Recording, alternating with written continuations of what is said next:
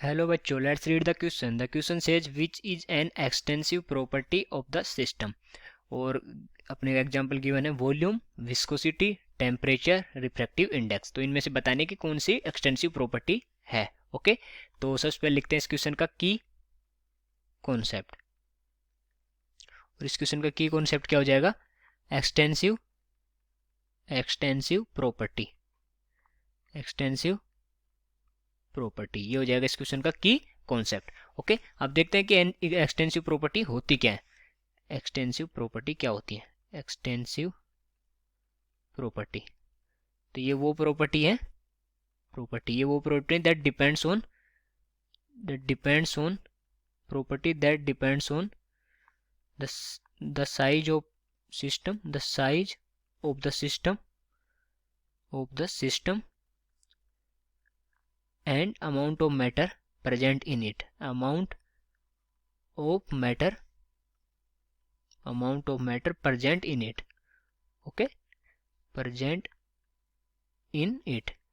और ये intensive property क्या होती है? जो ये साइज ऑफ सिस्टम और amount of matter present in it पे डिपेंड नहीं करती है, वो होती है इंटेंसिव प्रॉपर्टी। ओके, अब एग्जांपल लेके देख लेते हैं कि कौन कौन सी इंटेंसिव प्रॉपर्टी है, कौन कौन सी एक्सटेंसिव प्रॉपर्टी है। तो जो वॉल्यूम होता है, वॉल्यूम होता क्या है बेसिकली?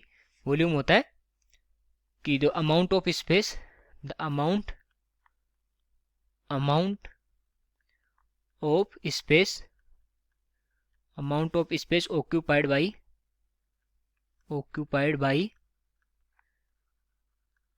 by any मैटर और ऑब्जेक्ट। ओके, तो वो होता है वॉल्यूम। तो ये अमाउंट ऑफ स्पेस पे डिपेंड कर रहा है। ठीक है, तो जो अमाउंट ऑफ मैटर अगर चेंज होगा, ठीक है, तो अमाउंट ऑफ स्पेस वो ज़्यादा घेरेगा, तो इसका मतलब वॉल्यूम क्या हो रहा है?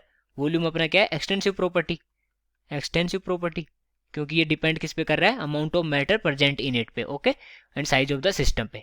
तो अगर ये हो गया एक्सटेंसिव प्रॉपर्टी। अगर दूसरा देखें तो दूसरा क्या है अपना? विस्कोसिटी। ओके, और विस्कोसिटी क्या होता है? विस्कोसिटी होता है the resistance to a liquid, resistance to a liquid to flow the resistance to a liquid to flow is known as the viscosity। तो जो रेजिस्टेंस होता है, अगर वो कोई लिक्विड फ्लो करता है, उसमें जो रेजिस्टेंस आता है उसको अपन विस्कोसिटी बोलते हैं। और जो विस्कोसिटी है ये चेंज नहीं होती है अमाउंट ऑफ मैटर पे। अमाउंट ऑफ मैटर अगर चेंज हो रहा है तो भी चेंज नहीं होती है, और साइज ऑफ द सिस्टम अगर चेंज हो रहा है तो भी चेंज नहीं होती है। ओके, विस्कोसिटी तो उतनी रहेगी जितनी है, उसका जो रेजिस्टेंस है वो उतना ही रहेगा, चाहे अमाउंट ऑफ मैटर कितना ही हो। ओके, तो विस्कोसिटी क्या होगी? एक इंटेंसिव प्रॉपर्टी होगी, रेजिस्टेंस तो सेम ही रहेगा। ओके, तो ये होगी इंटेंसिव प्रॉपर्टी। और तीसरा अगर देखें तो तीसरा क्या है? वो है टेम्परेचर। और टेम्परेचर क्या होगा? टेम्परेचर क्या होता है? Intensive property. टेम्परेचर जो अमाउंट ऑफ मैटर प्रेजेंट होता है उस पर डिपेंड नहीं करता है। ओके, जैसे फॉर एग्जांपल देखें तो जो 1 लीटर वाटर है और एक 10 लीटर वाटर है, दोनों का जो टेम्परेचर है वो 10 डिग्री सेल्सियस है, इसका भी 10 डिग्री सेल्सियस है। अगर इन दोनों को मिक्स करेंगे तो अमाउंट ये कितना हो गया? 11 लीटर। बट इसका जो टेम्परेचर रहेगा वो 10 डिग्री सेल्सियस ही रहेगा।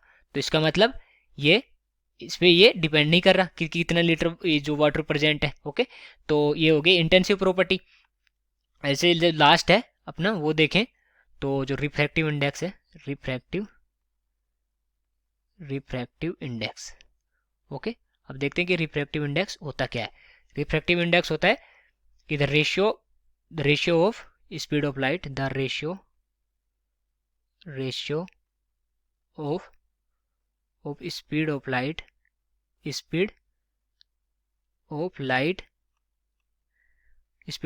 in vacuum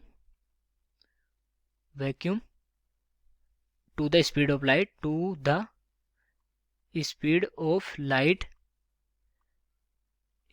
light in that particular medium,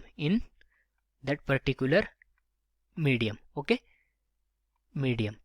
तो यहाँ से हम देख सकते हैं कि जो ये रिफ्रैक्टिव इंडेक्स है वो ये अमाउंट ऑफ मैटर है और ये सिस्टम है उस पर डिपेंड नहीं कर रहा है। ये तो जस्ट एक रेशियो है, speed of light in vacuum the speed of light in medium. Okay, तो ये कौन सी प्रॉपर्टी हो जाएगा? ये हो जाएगा अपना इंटेंसिव प्रॉपर्टी, क्योंकि ये इसके जो साइज है और अमाउंट ऑफ मैटर उस पर डिपेंड नहीं कर रहा, ये केवल जो स्पीड का रेशियो है वैक्यूम में और मीडियम में। ओके, तो ये हो जाएगा इंटेंसिव प्रॉपर्टी। तो कौन सा अपना एक्सटेंसिव प्रॉपर्टी हुआ, केवल वॉल्यूम। तो ए हो जाएगा correct answer. So I hope you understood it well. Best of luck.